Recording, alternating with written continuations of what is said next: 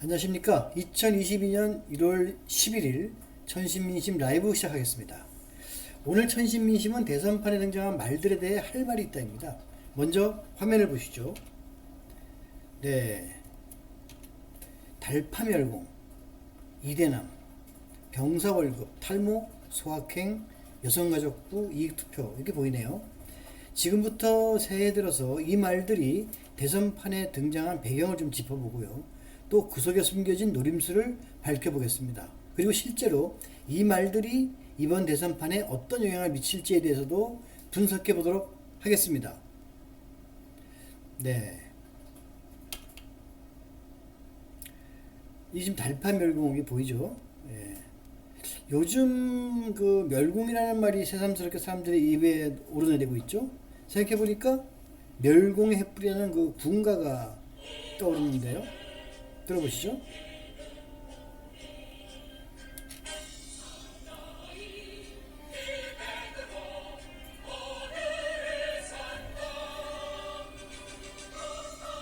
네, 이 멸공의 횃불 아래 목숨을 건다. 이 군에 다녀오신 분들은 대부분 이 노래를 아직도 기억을 많이 하실 겁니다. 어쨌든 이 화면에 보이듯이 달파 멸공, 달걀과 파, 멸치 그리고 콩입니다. 이 말이 처음에는 사실은 한 재벌 대표가 SNS에 이것을 올리면서 화제가 됐는데요. 중국이 사드 배치에 반발하면서 중국 당국에 의해서 철수됐던 모 대형마트 대표로서 반중국 감정을 드러낸 것이다. 이렇게 보여줄 수가 있죠. 표현의 자유가 있는 나라에서 뭐 그럴 수 있습니다. 그런데요, 이 말을 윤석열 후보가 같은 대형마트에 가서 쇼핑하면서 사진을 올리면서 멸치와 콩을 구입하는 사진을 올리면서 이것이 확산되고 말았습니다. 윤 후보는 달걀과 파도 함께 샀다고 곁들이면서요, 이른바 달파 멸공, 이 화면처럼, 그러니까 은근히 그러니까 문재인 정부를 타파하고 멸공하자라는 뉘앙스를 풍겼습니다.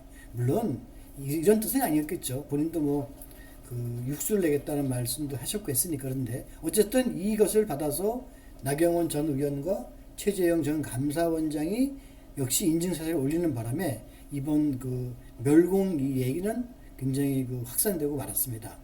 그런데요, 이 말이 왜 느닷없이 떠올랐을까요?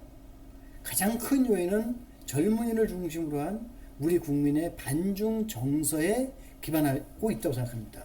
문제는 왜 이 시점에 멸공이라는 말이 등장했냐는 것이죠. 멸공은 말 그대로 공산주의자를 없애자는 얘기 아닙니까? 북한을 주된 대상으로 하기도 하지만 이 얘기는 나름대로 저희가 있습니다. 바로 노림수가 있다고 볼 수가 있습니다. 바로 보수층, 그 중에서도 극보수층의 결집을 겨냥했다라고 할 수 있습니다. 그 박근혜 전 대통령이 이제 사면 복권이 됐지 않습니까? 오히려 이렇게 됨으로써 혹 흔들리지도 모르는 보수층을 다시 윤석열 후보의 지지로 묶어두겠다는 정치적 계산이 깔려있다고 봐야 하는 것입니다. 동시에 이준석 대표가 주장하고 있는 이른바 대선에서의 대전략, 세대 포이론, 그러니까 60대 이상층의 높은 지지를 바탕으로 20, 30대 층의 지지를 얻으면 승리할 수 있다는 말입니다. 문제는 이 같은 전략 혹은 정책 계산이 자칫 소탐 대실할 수도 있다는 점입니다. 멸공이라면 북한이 대상이 되기도 합니다만 우리나라와 교류가 활발한 나라 중에는 중국이라든가 베트남 등이 아직도 사회주의 국가 아니겠습니까? 그런데 정치권에서 노골적으로 멸공하면 마치 이들 국가를 없애버리겠다는 대로 자칫 오해를 사서 문제가 생길 여지가 있기 때문입니다. 물론 우리는 뭐 일종의 놀이다, 뭐 일배 놀면 안 되겠지만요, 놀이다라고 하는데 아무리 그래도 지금이 2022년인데 멸공은 무려 50년 지난 얘기 아닙니까? 시대를 거꾸로 가는 것이라고 지적하지 않을 수가 없습니다. 네, 다음 얘기입니다. 이대남, 병사 월급 200만원. 최근 가장 많이 등장하는 것이죠. 저는 사실 병장 시절에 월급이 5,000원이었습니다. 뭐 제가 오래된 사람이다 라는 걸 이제 자인하게 됐는데요. 당시 5,000원이면 춘천 닭갈비집에서 2명 정도가 소주를 곁들여서 닭갈비를 안주로 먹을 수 있는 그런 액수입니다. 요즘은 뭐 한 50만원, 60만원 정도라니까 물가를 고려하더라도 사실 엄청나게 인상된 액수이면 틀림이 없는 것 같습니다. 여기서요, 이대남, 그 20대 남자를 탓이죠. 그런데 이대남은 상대적으로 이대녀, 그러니까 20대 여성과 대비되는 의미로 받아들여지고 있습니다. 20대 남들은 일단 남자에게만 지워지는 국방 의무를 해야 되기 때문에 상대적으로 불이익을 받고 있다고 생각하는 경향이 있습니다. 자신들이 군대에 가서 고생하고 있는 동안에 여성들은 그 시간만큼 자기 개발할 수 있으니까 상대적으로 뒤처질 수도 있다고 생각하는 것입니다. 여기에 뭐 여성 우선, 또 여성 배려, 이런 사회적 분위기가 곁들여지니까 여기에 대한 반발이 좀 강한 것도 사실입니다. 그래서 병사 월급 2만 원은 바로 이대남들이 국방 의무를 대신하는 대신에 보상을 받아야 한다라는 것을 배경으로 하고 있다고 할 수 있습니다. 그래서요, 이번 대선의 공약으로 병사 월급 200만 원이 등장을 했는데요. 근데요, 직업 군인이죠. 부사관, 이 하사 중사가 있는데 하사 1호봉 월급이 170만 원이 갑니다. 장교인 소위 월급도 이와 비슷한 수준이고요. 그러니까 병장 월급을 200만 원으로 책정한다면 직업 군인에 대한 월급은 또 더 올려줘야 될 것이고, 이러다 보면 자연스럽게 최저임금도 올라가야 되고, 그러다 보면 야당에서 지적하고 있는 여러 가지 최저임금에 대한 문제점들이 있죠. 그것 때문에 경제가 어렵다, 소상공인이 어렵다는 얘기가 있는데, 이 문제를 어떻게 해결할 것인가가 또한 과제로 주어진다고 볼 수가 있습니다. 우리나라는 사실 남성이 일정한 나이가 되면요, 아시다시피 군대 가게 돼 있죠. 그래서 이것을 징병제라고 이제 하는데, 아무래도 북한과 대치하고 있는 상황에서 이런 징병제는 매우 중요합니다. 하지만 이런 안보 현실을 이해하더라도 공정성을 중시하는 젊은이들의 의식에서는 대신 다른 보상이라도 주어야 한다, 이런 의견이 많은 것이 사실입니다. 근데 문제는 재정 여건이겠죠. 그래서 일각에서는 징병제를 모병제로 점차적으로 전환하자는 주장이 제기되기도 합니다. 그런데 이런 주장이 나올 때마다 보수층을 중심으로 북한과 대치하고 있는 상황에서는 모병제를 실시하는 것은 국가 안보를 해치려는 이적행위다, 이렇게 거세게 반발하고 있는 것도 현실입니다. 자, 이렇게 세상은 바뀌었고 젊은이의 요구는 정당한데 이것을 기성세대가 받아들이지 못하고 있다고 볼 수가 있죠. 그런데 아이러니하게도 보수 정당에서 병사 월급 200만 원을 먼저 주장하고 나선 것입니다. 다음 화면 보시죠. 네, 탈모의 세계와 소확행. 최근 사람들의 가장 관심을 모았던 말은 아마도 탈모일 겁니다. 이재명 후보가 검토한다는 탈모 치료제 건강보험 적용이 사람들의 관심을 끌 수 있었던 것은 아무래도 그 탈모로 인해 고민하는 사람들이 많다는 증거겠죠. 중년은 물론 젊은 층에서도 탈모로 인해서 스트레스를 받는 사람이 많습니다. 탈모 인구가 1,000만 명에 달한다고 하니까요. 1,000만 명이요. 물론 여성 탈모도 있지만 탈모가 대부분 남성인 점을 고려한다면 5천만 명 인구 중에서 절반이 2,500만, 그 중에서 성인만 놓고 본다면 성인 남성 절반 정도가 심하던 심하지 않던 탈모로 인해 스트레스를 받고 있다, 이런 얘기가 됩니다. 하여간 탈모 치료제 보험 적용과 같은 작지만 의미 있는 공약들이 이번 대선에서 많이 등장하는 것도 새로운 현상이라고 볼 수 있습니다. 그동안 공약이라고 하면 동네 의원도 지방의원 나오면서도 뭐 교통망 구축과 같은 어떤 몇 조 원씩 들어가는 대형 국제사업이라든가 대기업 유치, 뭐 기업 유치, 대학 유치 등 거창한 공약을 내걸었던 시기도 있었습니다. 그런데 이제는 대통령 선거에서도 현실에 맞는 그런 그 작지만 중요한 공약, 그 국민들의 실제 실감할 수 있는 공약들이 제시되고 있는 오늘의 현상들은 매우 바람직한 현상이라고 할 수 있습니다. 그만큼 우리나라가 민주주의가 성장했다는 것을 또 의미하기도 합니다. 자, 다음 화면 보시죠. 네, 이게 여성가족부죠. 여성가족부는 그 여성 정책을 전담하는 정부 부처 중 하나죠. 그 원래 이 여성 정책을 담당하는 여성 기구가 만들어진 것은 1988년도입니다. 제2정무장관실이라는 형태로 이제 대통령의 명을 받아서 국무총리가 지정하는 사회문화에 관한 업무를 대상으로 하되, 특히 그 전반적인 여성 정책을 총괄 조정하는 역할을 수행을 했습니다.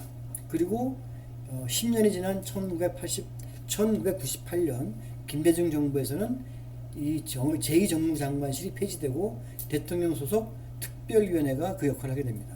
하지만 조직과 기능 또 예산 등에서 한계를 갖고 있어가지고 이 위원회는 마침내 2001년도에 여성 정책을 전담하는 정부 부처인 여성부로 승격하게 됩니다. 여성부는 보건복지부로부터 가정폭력, 성폭력 피해의 보호 등에 대한 업무, 그 다음에 노동부로부터는 일하는 여성의 집 사무 등을 위감받았고요. 2004년도에는 그 영유아 보육개혁까지 받아서 명실공히 우리나라 여성 정책의 컨트롤 타워가 됐습니다. 나아가서 저출산, 고령화 시대에 접어들고 또 전통적인 가족 구조가 이렇게 근본적으로 변화를 하면서 가족 공동체에 대한 지원 역할이 또 늘어나게 됐는데요. 이 문제를 해결하기 위해서 2005년 각 부처의 가족 정책을 조정 지원하는 기능을 여성가족부로 만들어서 개편했고요. 2010년에는 다문화 가족 대응과 청소년 정책까지 담당하게 되면서 여성가족은 여성의 권익 증진뿐만 아니라 가족 정책과 아동 및 청소년 육상과 복지 기능까지 이렇게 하게 됐습니다. 근데요, 여성가족부 1년 예산이 2021년 기준으로 1조 2325억 원이랍니다. 전체 정부 예산이 한 600조 원 되니까 한 0.2% 정도입니다. 근데 그 중에서도 한부모 가족 지원 등의 가족 돌봄에 한 60% 정도가 쓰여지고요. 또 청소년 보호의 20%, 디지털 성범죄 예방과 피해자 지원, 가정폭력 피해자 지원 등 권익보호에 10%가 쓰여진다고 합니다. 그러니까 실제로 여성만을 위해 쓰여지는 예산은 여성 취업 지원 등 8%가 채 되지 않습니다. 최근 여성가족부가 대선 전국의 중심 이슈로 떠올랐는데요. 그 윤석열 후보는 폐지를, 심상정 후보는 강화를 주장하고 있습니다. 그런데 이 같은 논란이 되는 배경에는 바로 정치적 배경이 깔려 있다는 겁니다. 정치적 계산이 깔려 있다는 겁니다. 여성가족부 정치 문제는 젠더 갈등의 상징이 된 까닭인데요. 앞서 말씀드렸듯이 일부 남성들의 여성 우대, 아니 여성 배려 정책에 대한 반감이 고려됐기 때문으로 이렇게 보여집니다. 젠더 갈등을 통한 정치권의 셈법이 바로 작용했다는 점인데요. 이번 대선판에 느닷없이 등장한 여성가족부가 희생양이 될지도 모른다는 생각이 듭니다. 참 씁쓸한 세태가 아닐 수가 없습니다. 네, 다음은 이익투표. 역사 이래 이번 선거를 두고 최악의 비호감 선거, 최선도 차선도 아닌 차악을 뽑을 수밖에 없는 선거다 라는 얘기가 나오고 있는데요. 여기서 제가 가장 의미있게 보는 점은 바로 이익투표입니다. 무슨 얘기냐? 국민이 직접 정부를 선택하거나 대의기관의 대표를 선출하는 민주주의의 꽃이라고 하는 선거제도는 국민의 입장에서는 자신의 이익을 대변하는 정치 세력을 선택하는 거 아니겠습니까? 그래서 제가 역사를 한번 돌이켜 보겠습니다. 역사적으로도 부르주아지가 자신들의 이익 관철을 위해서 절대 왕정에 맞섰던 것이 대의제, 선거제의 출발점이었다는 점에서 선거는 자신의 이익을 관철하기 위한 매우 중요한 수단이었습니다. 그런데 실제로 부르주아지가 주도권을 갖게 되면서 선거 과정은 매우 많이 왜곡됩니다. 우리나라의 경우에 해방 후 미국에 의해서 이식된 민주제, 선거제를 이제 시작이 됐는데 그때만 하더라도 우리나라는 어떤 그 조선시대의 신분제 의식이 좀 남아있는 데다가 일제 강점기를 거치면서 민주주의 훈련이 좀 부족할 수밖에 없는 상황이었습니까? 그런데 일부 기득권층이 자신들의 집권을 위해서 이거 왜곡된 인식을 국민들에게 심어주게 됩니다. 뭐냐? 국가를 운영하는 것은 자신들, 그러니까 선택된 일부 엘리트만이 감당할 수 있다든지 국가 발전은 자신들만이 실현할 수 있다는 환상을 심어줘가지고 국민을 기만했던 것입니다. 이 바람에 국민들은 자신을 위한 정치 세력을 선택하는 경험을 많이 갖지 못했습니다. 그러나 다행히도 치열한 민주화 투쟁 과정을 거치고 특히 지방자치가 전면 실시되면서 주권자로서의 의식을 갖추는데 크게 기여하게 됩니다. 그리고 한 단계 한 단계 자신 혹은 내 가족, 나의 공동체를 위한 그런 정책을 구현하는 정치 세력에게 투표하는 데까지 이르렀다고 생각합니다. 이렇게 되니까 정치권도 자연히 다변화에 대한 각계의 요구를 받을 수밖에 없게 된 것입니다. 오늘 천신민심은 2022년 새벽두에 대선판에 등장한 온갖 말들에 대해 얘기를 했습니다. 오늘 얘기를 정리하면 멸공, 이대남, 여성가족부 이런 논란들은 이념 갈등을 부추기고 세대 간 갈등을 조장함으로써 유권자를 현혹해가지고 선거를 자신들에게 유리하게 만들려는 정치적 노림수가 숨어 있다라고 볼 수가 있고요. 그러나 그럼에도 불구하고 역사는 진보하듯이 이익 투표를 통해서 자신의 이해를 관철하려는 국민들이 늘고 있다는 점은 바로 민주주의 발전, 민주주의의 발전의 희망이다 이렇게 볼 수가 있습니다. 자신에게 이익을 주는 선택, 그것이 바로 진정한 민주주의입니다. 오늘 천신민심 라이브는 여기까지입니다. 다음 시간에 또 뵙겠습니다. 감사합니다.